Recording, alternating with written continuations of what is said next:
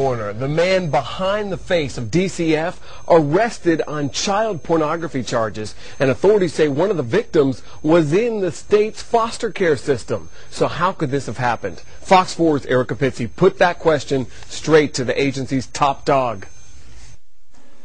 It's been a long road to recovery for an agency once battered and broken. In Southwest Florida, recent cases highlight mistakes made by the Department of Children and Families. Last year, 3-year-old Zaid Jones was beaten to death, police say, by his mother's boyfriend just weeks after the agency gave the boy back to his mother.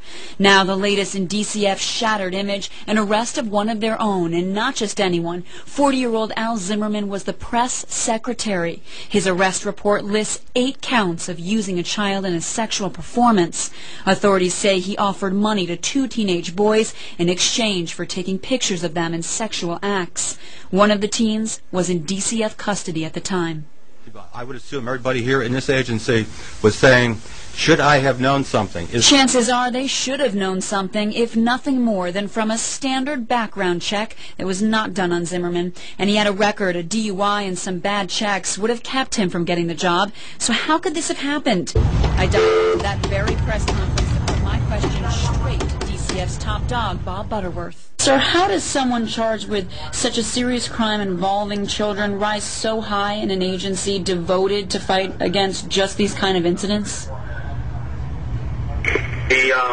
The person, Mr. Zimmerman, who was of course terminated immediately upon his arrest, when we checked, even though we know now about his background, there was nothing there to show that he would commit this particular type of crime or he had a propensity to commit this type of crime. There's certain things you cannot prepare for. And I can guarantee you, this is one thing I never expected to occur. We do not want this to be a setback. It should not be a setback for the agency at all. It is one person who committed, I believe, a horrific act.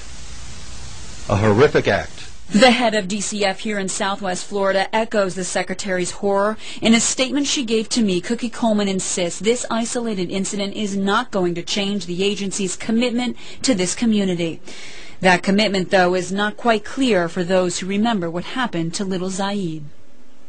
Both here and across the state, the agency will undergo a massive background investigation of every one of its 13,000 employees. That means they're going to go back through each and every file and perform background checks, including fingerprints and applications, on all employees who do not have that information already in their files. I think some people might be surprised that the background checks weren't on every employee, but yes, we're talking about a lot of people, and it sounds like a lot of taxpayer money to do something like that. You bet. Now, I couldn't get an exact number from DCF, but I did talk with the regional director in our area here, Nick Cox. He assures me that our area here in Southwest Florida has already been doing these background checks, including fingerprints. So if there's a cost, there won't be much of a cost, at least in our particular area. It's a tight time right now. We're hearing a lot of agencies say that. All right, thank you, Erica. Investigators are now looking into the possibility of more victims in this case. If he's convicted, Zimmerman faces up to 120 years.